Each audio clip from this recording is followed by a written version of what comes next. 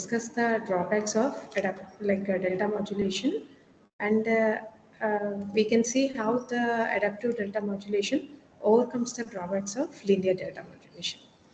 In the linear delta modulation, where the step size is uniform, we have discussed that two main drawbacks exist. Those include the quantization errors due to slope overload distortion and granular noise. We discussed that slope overload distortion will occur when x of t is greater than, that is slope of x of t is greater than the slope of staircase response u of t. Okay, when x of t slope is greater than u of t slope, then slope overload distortion will occur. And similarly, when x of t slope is very less when compared to u of t, idle noise or granular noise will arise.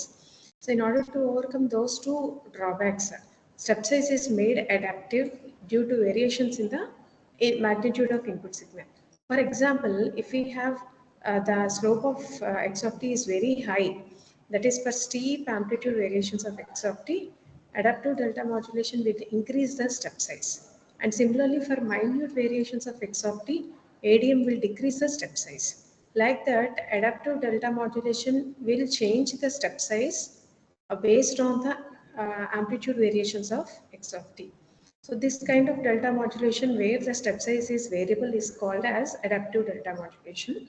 And here we can say that the adaptive delta modulators can take either the continuous change or discrete change in the step size. For example, here you can see the transmitter and the receiver block diagram of transmitter and receiver section of adaptive delta modulation. Here we already discussed the delta modulation transmitter section. If you observe this complete section is the, sorry.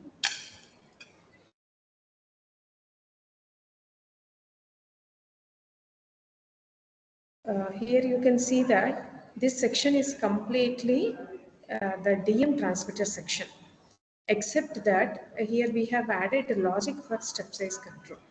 This logic for step size control is the only variation from the DM transmitter section and adaptive delta modulation transmitter section. Only this additional block has been added. Other than that, the principle is same as delta modulation, where the input present sample x of t is compared with the past sample x cap of t, and the error will be produced. If x is greater than or equal to x cap, you will get error as positive. If error is positive, 1-bit quantizer raises the magnitude by plus delta. So data bit 1 will be transmitted at that instant. Similarly, when x is less than x cap, error will be negative. So staircase waveform reduces the magnitude by minus delta. At that instant, 0 data bit will be transmitted. So the same process will continue, and u of nts will n-1 ts will be added with either the increase in the step size or decrease in the step size, and that will be added to produce the u of nts. So coming to the here, we already have seen the drawbacks of delta modulation. For example, if we have sudden changes in the input magnitude, for example, if the slope is very high when compared to the slope of u of t, slope of staircase waveform obtained from the quantizer, then the step size will be increased. Similarly, if there is a reduction, if for example, if the slope of x of t is very less when compared to slope of u of t, then here step size will be reduced. That step size variation, for step size variation, we are going to use a logic here. That's the only difference between DM transmitter and DM receiver. Similarly, the same logic will be used at the receiver section. So input is directly applied to the this block, where it consists of where the logic for step size control, that earlier data is added to the actual input to produce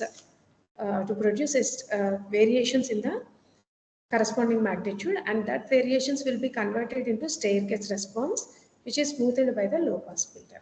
This is the basic principle of the ADM transmitter and ADM receiver. already we discussed that. For example, here we are going to discuss one logic. If, for example, if you consider the 1-bit quantizer as data bit 1, here step size will be doubled for the next sample. For example, if the 1-bit quantizer is 0, step size may be reduced to half. Like that, a logic will be used. That logic will be again reused at the receiver section for construction of variations in the staircase response. And at the receiver again, these response will be given to the receiver section. For example, here you can see these response will be given to the accumulator section, and accumulator section produces the staircase response according to the change in the logic of first step size control, and that staircase response is smoothened by the low pass filter. This is the basic principle of adaptive delta modulation. And here you can see the plot of adaptive delta modulation. Let us take this as the signal x of t, and during this region you can observe that there is a drastic change in x of t. That is, here the slope is very high or steep. If the slope is very steep, here we can see that initially the step size is delta 1. Later, we have observed a sudden steep change in x of t. So again, the magnitude is doubled, the step size is doubled. Again, you have observed a steep change, so magnitude is still doubled. Again, if you observe, there is a fall in the magnitude. There is a slow variation in the magnitude of x of t. So it is reduced to half. And here in this period, you can observe that the amplitude of x of t, there is a slow variation in amplitude of x of t. Here you can observe that what we are doing, we are reducing the step size to half. So like that, accordingly, the amplitudes of x of t and u of t are adjusted, and based on the steep variations of x of t, the step size may be increased or decreased. That is, it is made adaptive. And here you can see the advantages of adaptive delta modulation. SNR is better than the ordinary delta modulation because we have reduced the slope overload distortion and granular noise. So that's why we can say that SNR of adaptive delta modulation is better than ordinary linear delta modulation. Similarly here, because of having variable step size, the dynamic range of ADM is also very wide. Similarly, utilization of bandwidth is better than delta modulation. These are all the advantages, and along with these advantages, here you can see that this ADM transmit DM, along with these delta modulation advantages were also added here.